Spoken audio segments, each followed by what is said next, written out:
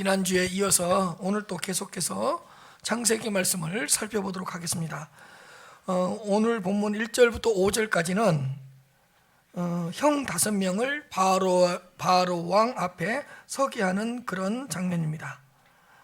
1절부터 2절 내용을 먼저 살펴보도록 하겠습니다. 요셉이 바로에게 가서 고하여 이르되 내 아버지와 내 형들과 그들의 양과 소와 모든 소유가 가나안 땅에서 와서 고센 땅에 있나이다 하고 그의 형들 중 5명을 택하여 바로에게 보이니, 요셉이 바로 왕에게 이렇게 이야기합니다. 내 아버지와 내 형들과 그들의 양과 소와 모든 소유가 가나안 땅에서부터 내려와서 이 고센 땅에 잠시 거하고 있습니다 라고 이렇게 애굽 왕 바로에게 보고를 한 것입니다.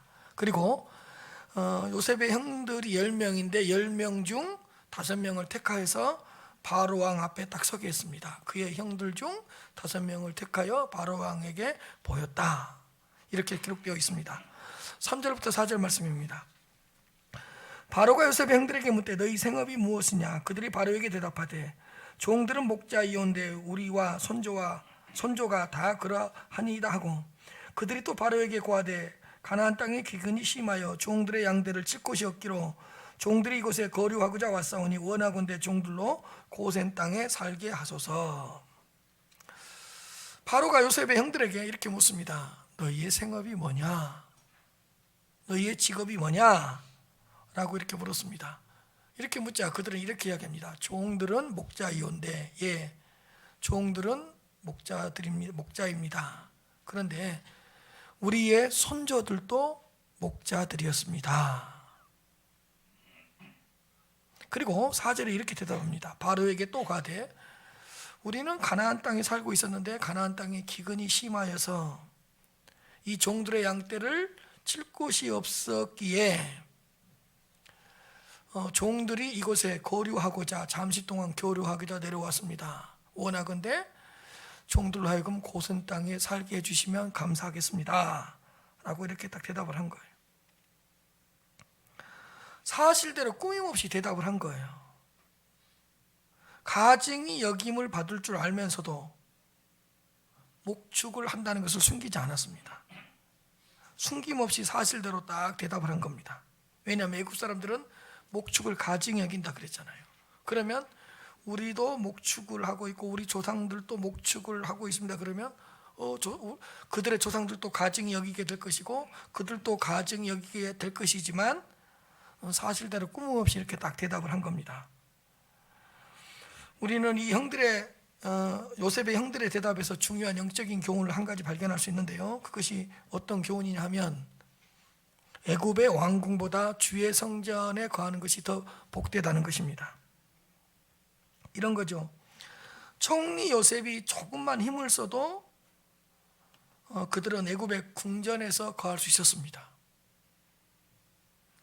요셉의 권세와 권한은 그 당시에 대단했거든요. 요셉이 조금만 신경을 써도 그들은 애굽의 궁정에 거할 수 있었습니다. 그리고 설상 애굽의 궁정은 아니더라도 애굽의 궁정의 근처에서, 애굽 왕궁의 근처에서 많은 것을 충분히 누리며 살 수 있었을 것입니다. 그리고 목축업이야 잠시 내려놓으면 되잖아요. 왜? 총리 요셉이 먹을 거, 마실 거, 입을 거 충분하게 다 공급해주면 되니까. 그러나 그들은 다른 어떤 것도 요구하지 않았습니다. 단 한 가지를 요구했는데 그것이 뭐냐? 고센 땅에 거주하게만 해달라는 것이었습니다. 이런 거죠. 가증이 여김을 받는다 하더라도 하나님을 섬길 수 있는 그곳이라면 그곳이 더 좋겠다고 생각을 한 것입니다. 애굽 왕궁에 있고 애굽 궁정에 살면 애굽 사람들과 교제할 수 있겠죠. 그러나 애굽 사람들과 교제하지 못하더라도 하나님의 자녀들과 함께 지내는 것을 더 좋은 곳으로 생각했습니다. 그 야곱의 가족들 70명이 하나님의 자녀들이잖아요. 그러니까 애굽의 왕궁에 거하는 것보다 고센 땅에서의 주의 성전을 더 귀하게 여긴 겁니다. 쉽게 말하면 애굽 왕궁으로 들어가는 걸 원하지 않고 고센 땅에서 하나님의 자녀들이 주의 성전에서 섬기는 것을 더 귀하게 여기고 더 복되게 여겼다는 것입니다. 애굽 왕궁에서 어떤 대단한 일을 하고 큰 일을 하는 것보다 고센 땅에서의 주의 성전에서 헌신하고 수고하고 섬기는 것을 더 복되게 여긴 겁니다. 아니, 그 당시에 요셉의 고난은 대단했다니까요. 요셉의 말 한마디면 그 가족들이 애굽 왕궁으로 들어가는 건 시간 문제라니까요. 그런데 그런 걸 요구하지 않아요. 고센 땅에서의 주의 성전에서 헌신하고 봉사하고 예배하고 찬양하는 것을 더 귀하고 복되게 여긴 겁니다. 어떻게 생각하면 애굽 땅에서의 화려한 삶, 호화스러운 삶을 내려놓고 고센 땅에서의 낮아진 삶, 묻혀진 삶, 드러나지 않는 삶, 화려하지 않는 삶을 살기로 결단을 한 것입니다. 고센 땅에서의 주님의 성전에서 예배를 드리고 찬양을 하고 하나님의 임재를 경험하는 것을 더 위대하게 생각한 것입니다. 그러므로 사랑하는 성도 여러분, 애굽의 왕궁보다 피로 값주고 사신 주님의 성전을 더 귀하게 여기시기를 바랍니다. 화려한 애굽의 왕궁보다 주님의 몽된 성전을 더 가까이 하는 것이 더 큰 복입니다.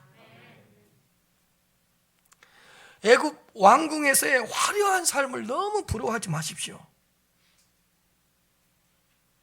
주님의 성전에서 예배를 드리고 주님의 교회에서 찬양을 하는 것이 우리에게는 더 큰 복입니다. 그 애굽 왕궁에 있는 고위 공직자들과 함께 지내는 것을 너무 크게 위대하게 생각하지 마십시오. 주님의 부르심에 응답한 주님의 지체들과의 교제를 더 귀하게 여기시길 바랍니다. 주님의 지체들과 함께 교제하고 주님의 지체들과 함께 살아가고 주님의 지체들과 함께 나누며 교제하는 것이 더 큰 축복입니다. 애굽 왕궁에 거하는 그런 사람들과 함께 지내는 것보다. 그리고 애굽 왕궁에 들어가서 어떤 대단한 일을 하려고 하지 마십시오. 주님의 성전에서 봉사하는 것을 더 대단하게 여기시길 바랍니다. 주님의 성전에서의 어떤 몸짓 하나, 손짓 하나, 이런 하나하나를 주님께서는 더 귀하게 여기십니다. 여러분, 주님의 성전에서 쓰레기 하나 줍는 것, 하나님께서 얼마나 크게 보시는지 모른다니까. 주님의 성전에서 약한 자를 섬겨주는 것, 애굽의 왕궁에서 어떤 대단한 일을 하는 것보다 더 귀하게 여겨준다니까요. 주님의 성전에서 음료수를 한 잔 대접하고 물 한 컵을 대접하는 것, 이거 애굽의 왕궁에서 어떤 위대한 일을 하는 것보다 더 귀하고 복되게 여긴다니까요. 왜? 하나님은 주님의 몸된 교회를 너무 사랑하니까. 그 안에서 이루어지고 있는 작은 것 하나까지도 얼마나 귀하게 여기시는지 몰라요. 주님의 성전에서 우리가 섬기는 작은 행동 하나, 이거 귀하게 여긴다니까요. 그러므로 여러분, 애굽의 왕궁보다 주님의 성전을 더 가까이 하시기를 바랍니다. 주님의 성전에서의 어떤 헌신과 충성을 더 귀하고 복되게 여기십시오. 여러분, 우리를 애굽의 왕궁으로 부르지 않고 주님의 교회로 불러주신 것을 더 감사하시길 바랍니다. 어떻게 보면 우리를요, 애굽의 왕궁으로 불러서 애굽의 일을 맡기지 않고 주님의 교회로 불러서 주님의 일을 맡기신 것을 더 큰 축복으로 여기시기를 바랍니다.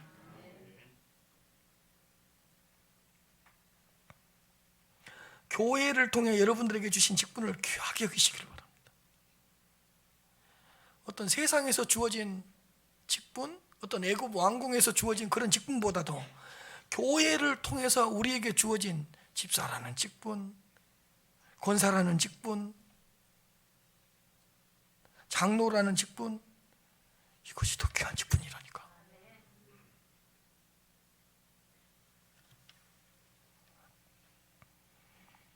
교회를 통해서 받은 사명의 자리가 그렇게 귀한 거예요. 교회를 통해서 나에게 준 사명과 그 사명의 자리를 하나님은 그렇게 귀하게 보신다니까. 뭐 애굽 왕궁에서 위대한 업적을 남겼다, 애굽 왕궁에서 어떤 신분을 얻었다, 애굽 왕궁에서 어떤 직분을 얻었다, 이것보다도 교회를 통해서 나에게 이런 사명을 주고 교회를 통해서 주신 이런 사명의 자리를 하나님은 더 귀하게 여기신다니까요. 교회의 일꾼이 된 것을 가장 큰 축복으로 여기면서 살아가시길 바랍니다. 하나님은 그것 때문에 다음에 상급 준다니까요. 교회의 일꾼으로 부르셨어요. 우리는요, 아마 내가 애굽 왕궁으로 부르심을 받았다 그러면 5박 6일 동안 간증할걸요. 애굽 왕궁에서 내가 이런 위대한 업적을 생겨서 그러면 아마 책 3권을 썼을 거야 아마. 그러나 그것보다 더 중요한 게 뭔지 압니까? 교회의 일꾼으로 부름을 받는 거예요. 주님의 일꾼으로 부르심을 받는 거예요. 이게 귀한 거예요. 이게 귀한 거야. 복 주려고 교회 일꾼으로 부르는 거예요. 가끔도 이런 말을 해요. 예수 믿으면 무슨 복 받아요? 예수 믿는 것 자체가 복이에요. 가끔도 이런 말을 해요. 주님께 헌신하면 무슨 복을 줘요? 주님을 섬긴다는 자체가 더 큰 복이에요. 기도하면 어떤 복을 줘요? 기도하고 있는 자체가 복이에요. 헌신하면 어떤 복을 줘요? 헌신하고 있는 자체가 복이라고요. 주님의 일꾼이 됐다는 것이 얼마나 큰 축복인데, 교회의 일꾼이 됐다는 게 얼마나 큰 축복인데.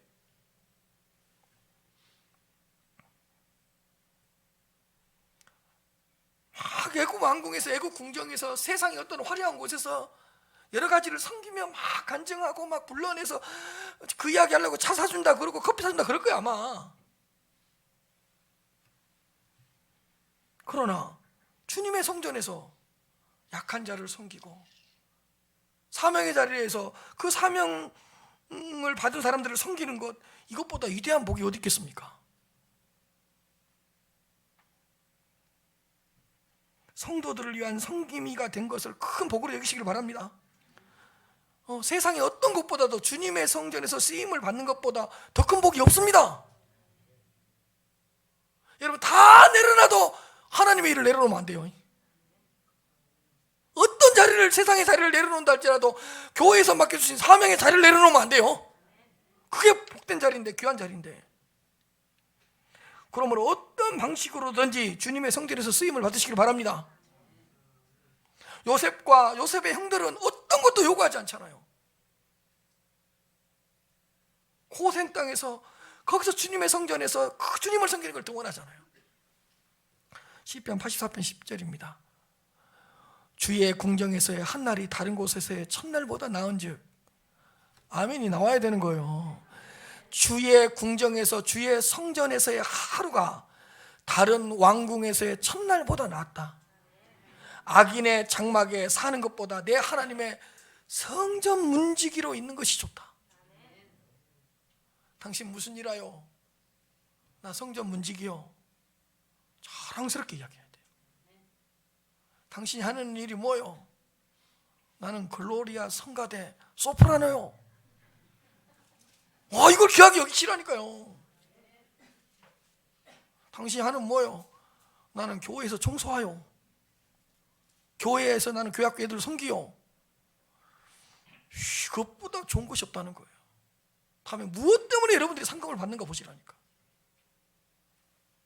시편 27편 4절입니다.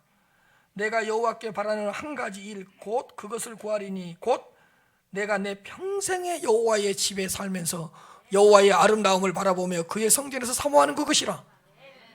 한 가지 일, 그것을 구하는데 내 평생의 여호와의 집에 살면서 여호와의 아름다움을 바라보며 그의 성전에서 사모하는 그것이니라. 시편 122편 6절입니다. 예루살렘을 위하여 평안을 구하라. 예루살렘을 살아가는 자는 형통하리로다. 사랑하는 성도 여러분, 애굽의 왕궁보다 주님의 성전에서 거하는 것이 더 복되다는 것을 기억하시면서 살아가시기를 바랍니다. 하나님이 여러분들을 이 자리에 앉혀놓은 것이 복이라니까. 5절에서 6절입니다. 바로가 요셉에게 말하되 네 아버지와 형들이 내게 왔은즉 애굽 땅이 내 앞에 있으니 땅의 좋은 곳에 네 아버지와 네 형들이 거주하게 하되 그들이 고센 땅에 거주하고 그들 중에 능력 있는 자가 있거든 그들로 내 가축을 관리하게 하라. 바로 왕이 요셉에게 이렇게 이야기합니다. 그래? 네 형들과 네 아버지가 내려왔어? 그런데 애굽 땅이 네 앞에 있지 아니하냐? 이 말은 뭐예요? 애굽 땅을 다스릴 수 있는 권한이 너한테 있지 아니하냐?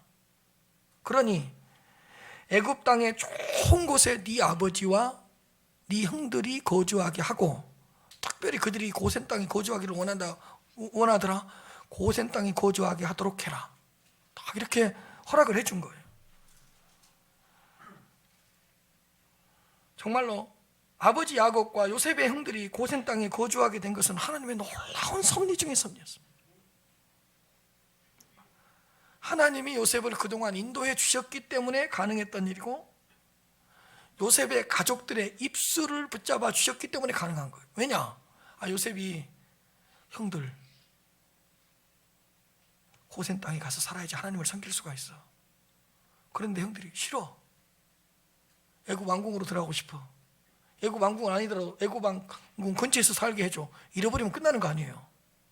근데 그 형들이 다 고센 땅에 살고 싶다고 이렇게 이야기를 하는 거예요. 그러니까 하나님의 은혜죠. 또 바로 왕은 그들의 요구를 듣고 그래? 그럼 고센 땅에 살아. 하나님이 바로 왕의 마음과 바로 왕의 입술까지 딱 붙잡고 있는 거예요. 이것이 섭리라는 거예요.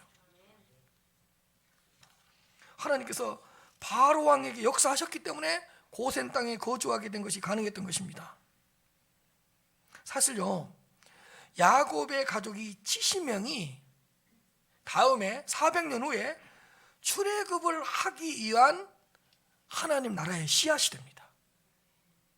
하나님은요 400년 후에 출애굽을 시키기 위해서 미리 이 야곱의 70명의 가족들을 고센 땅에 딱 갖다 심으신 거예요.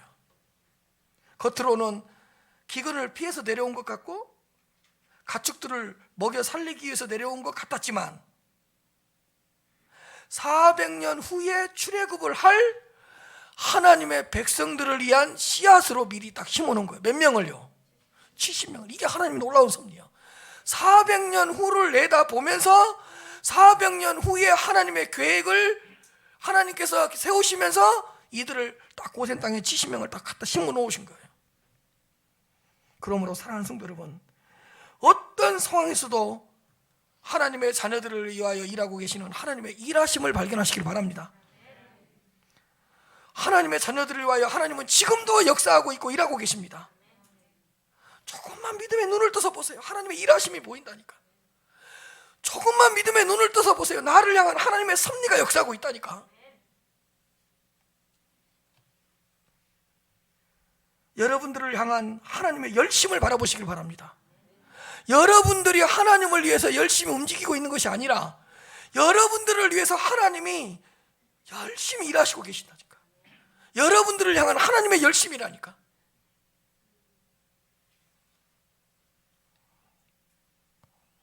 뭘 보면 알 수 있냐면, 제가 우리 어머니 집 댁을 가게 되면 제가 오는 순간부터 제가 우리 집에 올 때까지 우리 어머니 손이 놀질 않아요. 자식들한테 뭐 주려고 계속 움직여요. 자식들을 향한 부모의 열심이라니까요. 우리들을 향한 하나님의 열심을 보시라니까. 조금만 믿음의 눈을 떠서 보면 하나님의 일하심이 보이고 우리들을 향한 열심이 보이시고 하나님의 이끄심이 보이고 하나님의 인도하심이 보인다니까요. 하나님의 섭리 가운데 야곱의 가족 70명을 고센 땅으로 인도해 주셨다니까요. 우리 성도님들에게도 이런 하나님의 비밀스러운 섭리가 있다는 것을 기억하시면서 살아가시길 바랍니다. 그 바로 왕이 한 가지를 더 이야기하는데요, 어떤 이야기를 하냐면 그들 중에 능력 있는 자가 있거든 그들로 내 가축을 관리하게 하라고 합니다. 그러니까 요셉의 형들 중 능력 있는 자가 있다면 그 능력 있는 자로 뽑아서, 능력 있는 데를 뽑아서 바로 왕의 가축을 관리할 수 있는 특권도 딱 허락해 주었습니다. 여러분, 그 바로 왕의 가축을 돌본다는 것은 대단한 특권이었고 고위공직자가 되는 겁니다. 그 당시에 누가 함부로 바로 왕의 가축을 돌볼 수가 있겠어요? 근데 어마어마한 특권을 준 거예요. 그러나 요셉은 이걸 형들에게 절대로 원하지도 않았고 형들도 이것을 원하지 않았습니다. 어마어마한 특권인데. 왜냐? 만약에 어떤 능력 있는 요셉의 형들이 애굽 왕 바로 왕의 채찍근이 된다면 그때부터 애굽 사람들로부터 시기와 질투를 당할 거예요. 그 능력 있는 자가 뽑혀서 애굽 왕 바로의 가축을 잘 치고 잘 양육한다고 칩시다. 그럼 그때부터 저놈들은 굴러 들어온 돌이 우리보다 더 높은 직책을 가졌네. 아니 한순간에 애굽 왕 바로의 채찍근이 되었네. 그때부터 시기와 질투가 시작된다고요. 그렇게 되면 모든 것이 헝클어져 버리고 망가져 버린다. 무질서해져 버린다고요. 고센 땅에서의 주님의 성전에서 하나님을 섬기는 것도, 하나님의 인재를 경험하는 것도 힘들어질 수 있고 어려워질 수 있다고요. 그리고 총리 요셉이 애굽 사람들과 형들 사이에 애매한 입장에 끼어서 굉장히 어려운 상황에 처할 수 있다고요. 그러지 않겠습니까? 시기와 질투가 얼마나 무서운 줄 아세요? 근데 요셉은 절대로 이렇게 하지 않습니다. 왜 그러냐? 요셉은 절제할 수 있는 지혜가 있었습니다. 저는 요셉의 장점 중에 최고의 장점 중에 하나가 이거라고 생각합니다. 고센 땅에 거주하는 것 외에는 그 어떤 것도 요구하지 않았습니다. 여러분, 아무리 좋은 일이라도 절제하지 못하면 큰 어려움을 당할 수 있다는 것을 요셉 총리는 잘 알고 있었습니다. 바로 왕의 가축을 돌보는 특권을 누리다가 애굽 사람들로부터 시기와 질투를 당하게 된다면 고센 땅에서의 삶이 어려워질 수도 있다는 것을 요셉은 금방 알아차렸습니다. 여러분, 애굽 왕궁에서의 총리 요셉의 한번 삶을 살펴보십시오. 자신의 욕심을 위하여, 자신의 성공을 위하여 그 어떤 것도 요구하지 않습니다. 그 모든 권한과 모든 권세를 가지고 있었으면서도 자신의 성공을 위하여, 자신의 어떤 것을 위하여 애굽 왕 바로에게 어떤 것도 요구하지 않습니다. 많은 권세와 권한을 가지고 있었지만 그 어떤 것도 부탁하지 않았습니다. 왜요? 요셉은 절제라는 성령의 열매를 맺고 있었기 때문입니다. 요셉은 절제할 수 있는 지혜가 있었습니다.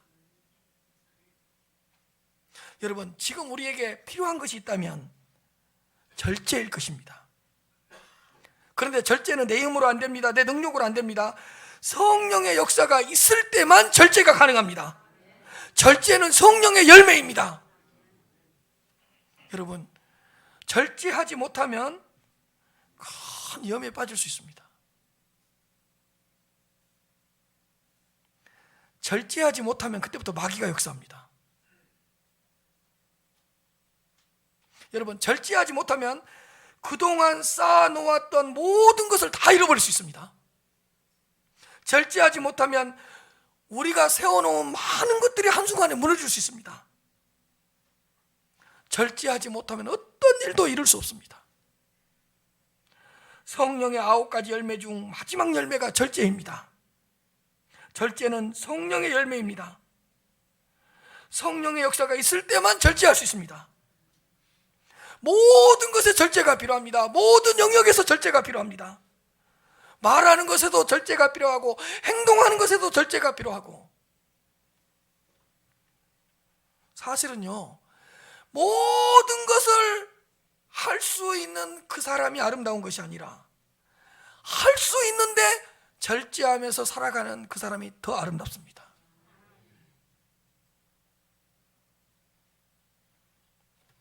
그러므로 무엇인가를 할 수 있는 능력을 구하는 것보다 매 순간 절제할 수 있는 능력을 구해야 됩니다. 우리는 딱 위에 것만 구해요. 뭐든지 할 수 있는 능력을 주십시오. 뭐든지 할 수 있는 물질을 주십시오. 뭐든지 할 수 있는 지혜를 주십시오. 뭐든지 할 수 있는 권세를 주십시오. 이것만 구해요. 그래서 무너지는 거예요. 사실 우리에게 필요한 건 뭔지 압니까? 모든 것을 할 수 있는 능력보다, 어떤 것이라도 해낼 수 있는 그런 권세보다도 매 순간 절제할 수 있는 지혜가 필요한 거예요. 절제가 필요한 거예요. 그러므로 다른 사람들보다 너무 빨리 가려고 하지 마십시오. 절제하십시오. 어떤 일을 너무 빠르게 이루려고 하지 마시고 절제하십시오. 아니, 전부 다 가지려고 하지 마시고 절제하십시오. 높아졌는데 더 높아지려고 하지 마시고 절제하십시오.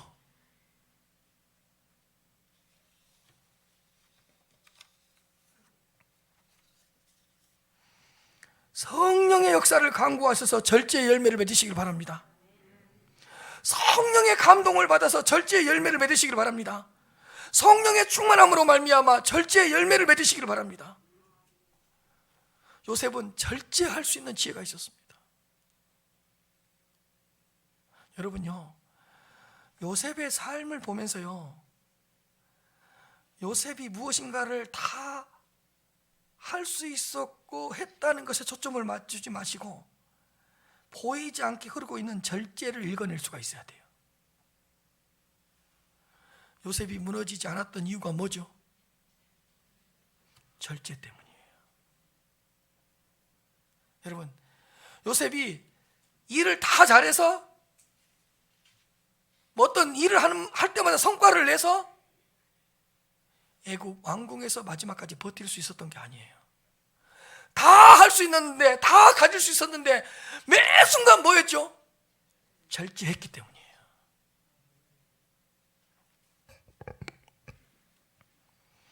사실은 예수님만큼 절제의 열매를 맺은 분이 없습니다.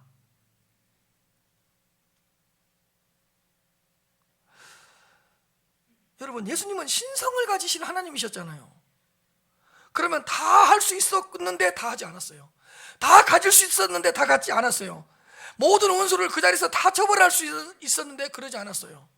절제하셨어요.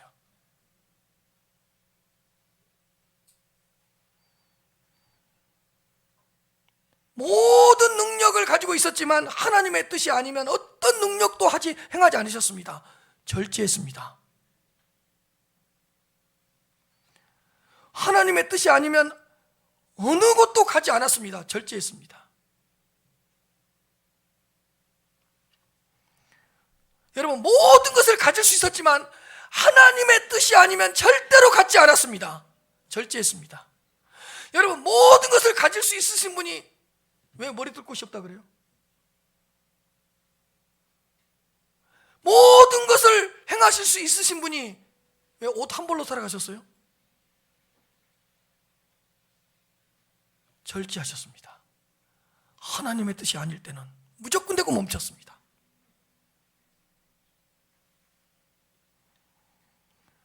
여러분, 예수님은 하나님이셨기 때문에 한순간에 원수들을 쓸어버릴 수 있었습니다. 그러나 하나님의 뜻이 아니면 원수를 그대로 내버려 둡니다. 절제하셨습니다.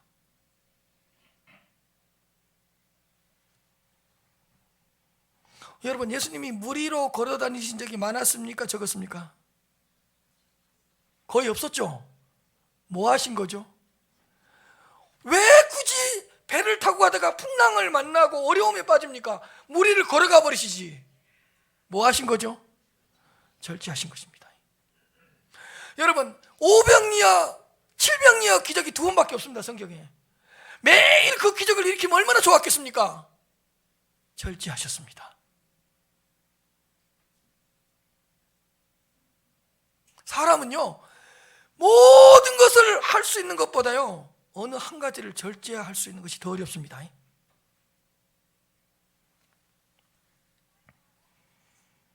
예수님은 항상 절제하셨어요.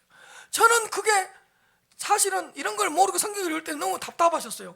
아니, 모든 것을 다 하실 수 있으신데 그냥 병자들 다 고쳐버리지 왜 안 고쳐져요? 그냥 무리로 걸어서 다니셨으면 다 놀라 잡혔을 거 아니에요. 아, 뭐 하려고 걸어 다녀 날아다니시지? 그런 생각 안 해봐서 하나님이신데? 하나님의 뜻이 아니면 갖지도 않고, 하나님의 뜻이 아니면 소유하지도 않고, 하나님의 뜻이지 아니면 날아다니지도 않고, 하나님의 뜻이 아니면 무리를 걷지 않아서요. 걸어 다니셨어요. 배를 이용하셨어요.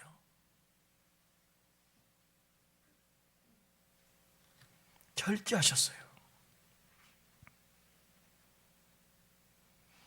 사랑하는 성도 여러분, 가만히 생각해 보시기를 바랍니다. 우리가 능력이 없어서 무너졌습니까? 아니죠. 절제가 없기 때문에 무너져요. 가만히 한번 내가 언제 무너졌는가 보세요. 내가 능력이 없어서요? 아니에요. 절제하지 못해서 무너질 때가 훨씬 많아요. 내가 뭔가를 할 수 없어서 실패하는 것이 아니라 할 수 있는 일을 절제하지 않았기 때문에 실패할 때가 더 많아요.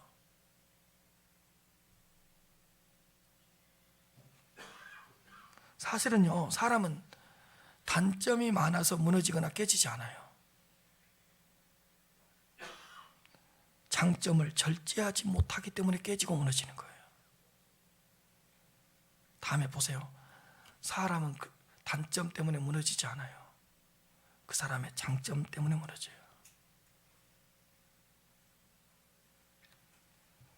그러므로 성령의 열매인 절제를 맺으면서 살아가시기를 바랍니다. 절제가 이렇게 중요한 거예요.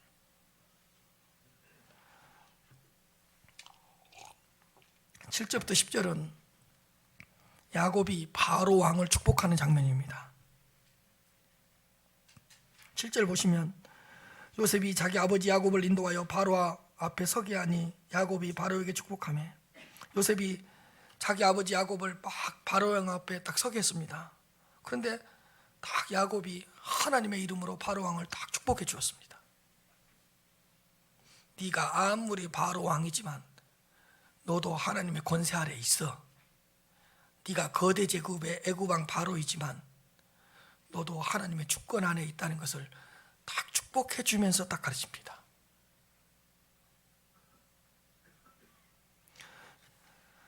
자, 8절 바로가 야곱에게 묻습니다. 네 나이가 얼마냐? 너 상당히 나이 들어 보인다. 네 목소리를 보고 네 외모를 보니까 상당히 나이 들어 보인다. 네 나이가 얼마냐? 물었을 때 이 야곱이 아주 진리를 이야기해 버립니다. 자, 야곱이 바로에게 아뢰되 내 나그네의 세월이 130년입니다. 내 나이라고 표현하지 않아요. 내 나그네의 길의 세월이 130년입니다. 내 나이가 얼마 못 되니 우리 조상들의 나그네의 횟수에 비하면 연조에 미치지 못하나 나는 험악한 세월을 보냈습니다. 내가 험악한 세월을 보냈기 때문에 훨씬 나이 들어 보인다. 그런데 야곱은 자신의 살아온 인생을 고백하는 가운데 중요한 고백을 합니다. 나그네의 길이란 말을 씁니다. 자신이 살아온 것을 나그네의 길이라고 하고요, 우리 조상의 나그네의 길이라고 이야기합니다. 조상들의 삶도 나그네의 길이라고 표현을 하고 있습니다. 우리는 야곱의 이 고백에서 하나님의 자녀들의 인생관에 대한 아주 중요한 영적 교훈을 한 가지 얻어낼 수 있습니다. 뭐냐? 이 땅에서의 하나님의 자녀들의 삶은 나그네의 삶이라는 것입니다.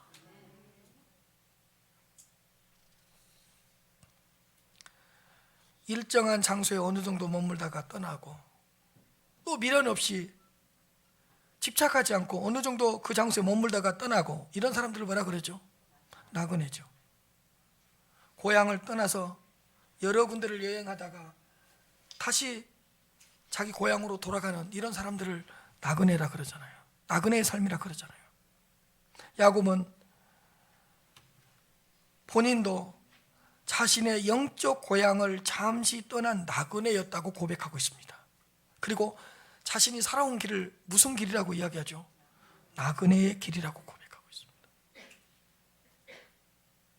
야곱은 자신의 두 발이 내딛고 있는 이 땅이 자신의 영원한 고향이 아니라는 것을 알고 있었습니다.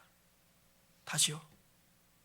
야곱은 자신의 두 발이 내딛고 있는 이 땅이 영원한 고향이 아니라는 것을 알고 있었습니다. 이 땅에서 영원히 살지 못할 것이라는 것도 깨닫고 있었습니다. 아니, 이 땅에서의 삶은 잠시 잠깐이지 영원한 삶이 아니라는 것을 깊이 인식하고 있었습니다. 아니, 이 땅은 내가 영원토록 머물 장소가 아니라 잠시 머물다가 떠나가야 될 정류소 정도로 생각하고 있었습니다.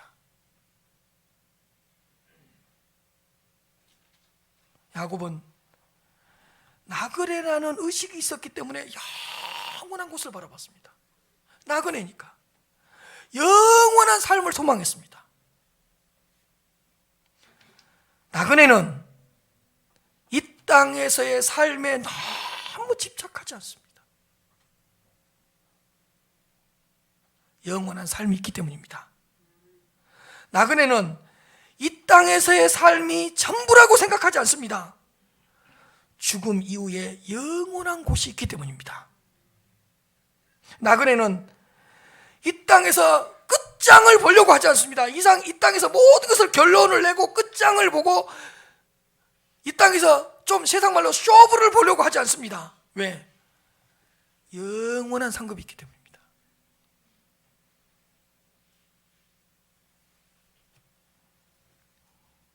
사랑하는 성도 여러분, 우리는 잠시 머물다가 떠나가야 될 나그네라는 의식을 가지고 살아가시길 바랍니다. 우리는 나그네예요, 나그네. 우리에게 맡겨진 사명을 잘 감당하다가 하나님이 부르면 언제라도 이 땅을 떠나야 하는 순례자라는 사실을 기억하시길 바랍니다.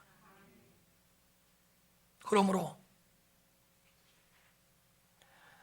잠시 살고 있는 이 땅에 너무 집착하지 마십시오.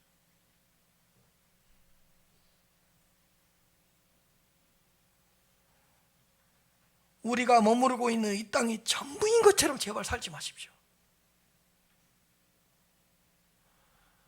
이 땅에 너무 집착을 해서 영원한 것을 잊어버리고 살아요. 아니, 천국이 없는 것처럼 산다니까.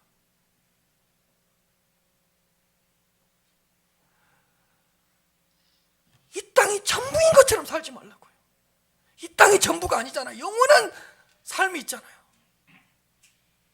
그리고 이 땅에서 모든 결론을 내야 하는 것처럼 살지 마십시오. 진짜 결론은 어디서 나니까? 그곳이잖아요. 여러분, 내가 이 땅에서 뿌린 것을 이 땅에서 다 거두어 드리려고 하지 마십시오. 이 땅에서 뿌렸는데 내가 못 거두어 드리지 못하고 어디서 거두어 드리죠? 영원한 천국에서 하나님이 수천 배로 갚아줄 거니까. 이 땅에서 다 받아버리고, 이 땅에서 다 누려버리고, 이 땅에서 다 인정받아버리고, 이 땅에서 다 보상받아버리면 하나님께 뭘 받을 거예요? 뭘 받을 거예요?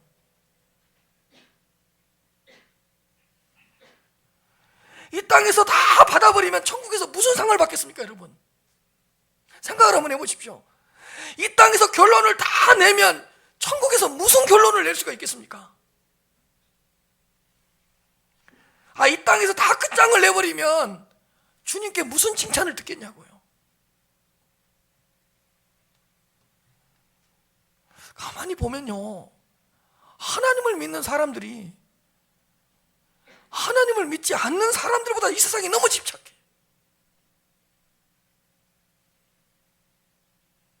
이 세상이 너무 전부인 것처럼 살아요. 그래서 양보하지도 못하고 희생하지도 못하고 섬기지도 못하고 이 땅이 전부인 것처럼 살아간다고. 그래서 믿지 않는 사람들과 다르지 않는 거예요. 영원한 곳이 있기 때문에 희생하고 양보하고 섬기고 때로는 져줄 수도 있잖아요. 진정한 승리는 거기서 얻으면 되는 거니까. 하나님의 자녀들에게는 영원한 천국이 있다는 것을 믿으시길 바랍니다. 영원한 삶이 우리를 기다리고 있습니다. 영원한 상급으로 우리들을 채워주실 것입니다. 그곳에는 기쁨이 있으되 영원한 기쁨이요 만족이 있으되 영원한 만족이 있을 것입니다. 여러분, 영원한 곳이 있기 때문에 너무 집착하지 말고 좀 여유롭게 살아가시길 바랍니다.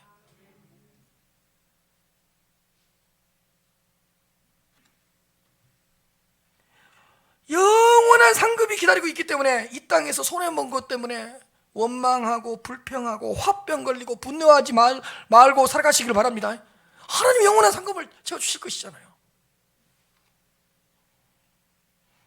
영원한 곳으로 다 채워주실 것이기 때문에 이 땅에서 뭐 잃어버린 것 때문에 우울증에 빠지지 마십시오. 너무 우려하지 마십시오. 영원한 곳으로 다 채워줄 거니까.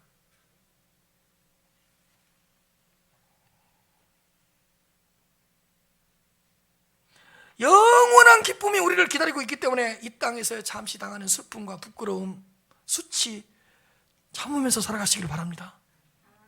여러분, 영원한 행복이 있기 때문에 이 땅에서 우리가 당하는 그런 불행, 어려움 잘 이겨내시면서 살아가시길 바랍니다. 여러분, 목회자는 결국 성도들한테 뭘 보여주는 거죠? 이 땅이 전부가 아니라 천국이 있다는 걸 보여주는데, 요즘에는 목사님들이 이 땅이 전부인 것처럼 가르쳐줘요. 그 목사님을 만나면 영원한 세계가 보이지 않아요. 영원한 것이 꿈꿔지지 않아요. 그 목사님을 만나고 나면 이 세상에 더 집착하고 싶고, 그 목사님을 만나고 나면 이 세상에서 더 많은 걸 가지고 싶고, 이거 어떻게 된 거예요? 혹시 여러분들한테 제가 그렇게 비춰지고 있는 거 아닙니까? 저 목사님은 세상에서 뭘 그렇게 많이 가지려고 그래? 천국이 없는 것처럼. 저 목사님은 천국에서 여기서 이렇게 무슨 결론을 다 내려고 그래? 진정한 결론은 천국에 있는데 이렇게 비춰지고 있는 거 아니에요, 제 모습? 목사님을 통해서 천국이 보여야죠. 목사님을 통해서 영원한 삶이 보여야죠.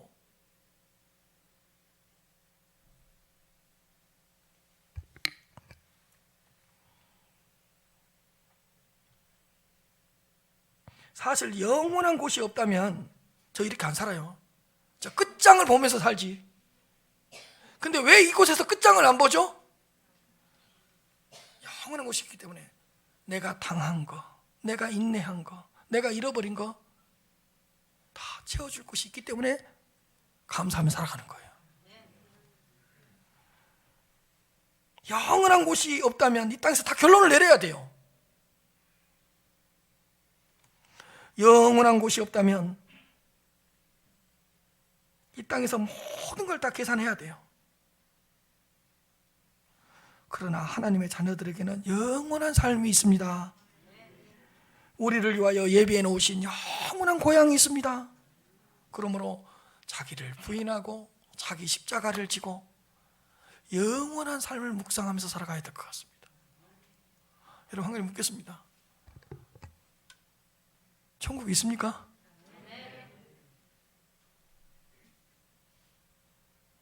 영원한 곳을 사모합니까? 오라면 가실 거죠?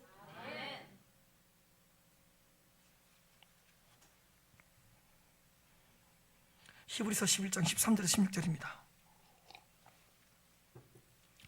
이 사람들은 다 믿음을 따라 죽었으며 약속을 받지 못하였을 때 그것들을 멀리서 보고 환영하며, 보세요, 또 땅에서는 외국인과 나그네임을 증언하였다. 믿음의 사람들은, 믿음의 선조들은 이 땅에서의 본인들을 누구로 봤다고요? 외국인과 나그네. 본토는 어디예요? 천국이니까 이쪽에서는 외국인이잖아요. 그리고 나그네잖아요. 증언하였으니 그들이 이같이 말하는 것은 자기들이 뭐라고요? 영원한 본향을 찾는 자임을 나타낸 것이니라. 15절 잘 들어보십시오. 제가 중요한 말 하겠습니다. 15절 읽으면서 그들이 나온 바 육체적으로 태어난 본향을 생각하였었더라면 돌아갈 기회가 뭐라고요? 이거 보세요. 아브라함 갈대아 우르로 돌아갈 기회가 많았어요. 이삭 아버지 고향으로 돌아갈 기회 많았어요. 야곱 아버지의 고향으로 돌아갈 기회가 많았어요. 근데 왜 안 돌아갔죠? 그곳은 영원한 고향이 아니니까. 보세요. 본인들이 나온 바 본향을 생각하였었더라면 돌아갈 기회가 뭐라고요? 많았다니까요. 근데 왜 안 돌아갔죠? 16절 그들이 이제는 더 나은 본향을 사모하니 곧 뭐라고요? 예, 그들의 고향은 갈대와 우르가 아니라 저 영원한 본향, 더 나은 본향을, 하늘에 있는 것 본향을 생각했기 때문에 갈대아 우르로 돌아가지 않았던 거예요. 저는 가끔도 그런 생각을 했거든요. 힘들면 갈대아 우르로 왜 안 돌아가지? 거기는 살기가 더 좋은데 왜 안 돌아가요? 진정한 고향이 아니니까.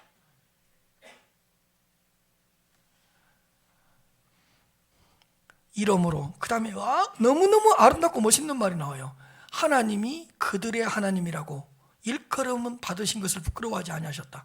하나님이 그들의 하나님으로 불리워지는 것을 하나님이 부끄러워하지 않았대요. 그들의 하나님은 어떤 하나님이에요? 영원한 고향을 생각하면서 본인을 외국인으로 나그네로 생각하면서 살아가고 있는 그들의 하나님이라고 불리워지는 것을 부끄러워하지 않으셨대요. 그들을 위하여 한 영원한 성을 예비하셨느니라.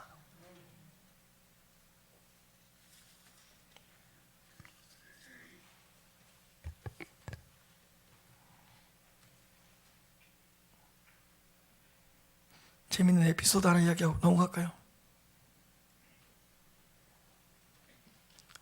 그냥 지나가는 예화예요. 어떤 신부님이 딱 깃털을 하나 들고 깃털을 확 불면서 이 깃털이 본인에게 떨어지면 그 사람부터 천국 가기로 합시다. 그렇게 해서 이 깃털을 가지고 그 수많은 사람들이 앉아있는데 신부님이 깃털을 훅 불었어요. 그 깃털이 어떤 사람한테로 떨어지고 있어요. 그 사람이 어떻게 했을 것 같아요? 후 불었어요. 저쪽으로 갔어요. 그 사람이 어떻게 했을 것 같아요? 후 불었어요. 지금까지도 안 떨어지고 있어요.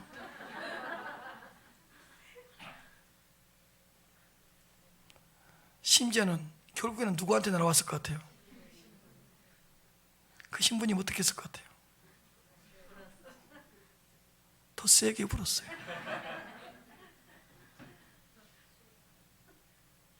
우습죠. 우리는 이 땅에서 눈이 멀어버렸어요. 이 땅에서 귀가 먹어가지고 영원한 세계를 못 봐요.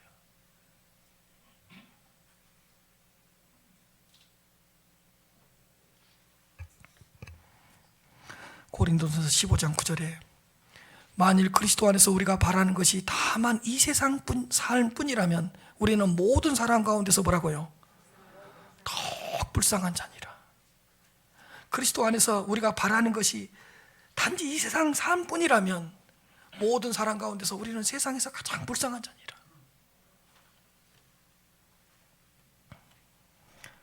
11절부터 12절입니다. 요셉이 바로의 명령대로 그의 아버지와 그의 형들에게 다 거주할 것을 주고 애굽의 가장 좋은 땅 라암셋, 고센 땅 지방에 있는 그 라암셋이라는 그 지방을 그들에게 소유로 주고 삼게 했습니다. 그리고 아버지와 그의 형들과 그의 아버지의 온 집에 그 식구를 따라 먹을 것을 주어 복량했답니다. 여러분, 요셉의 효를 보십시오. 아버지에게 거주할 것을 다 마련해 줍니다. 그리고 먹을 것을 충분하게 공급해 줬어요. 이게 아버지에 대한 요셉의 효예요. 두 번째 아버지에 대한 요셉의 효. 자기를 죽이려고 하고 자기를 팔았던 그 형들을 용서했어요. 아버지 야곱이 이 사실을 알았다면 얼마나 행복했을까요? 아, 내 자녀들이 잘 컸구나. 자기를 죽이려고 했던 형들을 용서해 주네. 자기를 버렸던 그 형들을 받아들여 주네. 그리고 살 것도 주고 먹을 것도 주네. 이것이 아버지의, 부모님에 대한 효가 아닐까요? 요셉이 자기를 죽이려고 했던 형들을 다 감싸준 거예요. 이 어버이 주일에 요셉과 같은 효성스러운 그리스도인들이 되시길 바랍니다.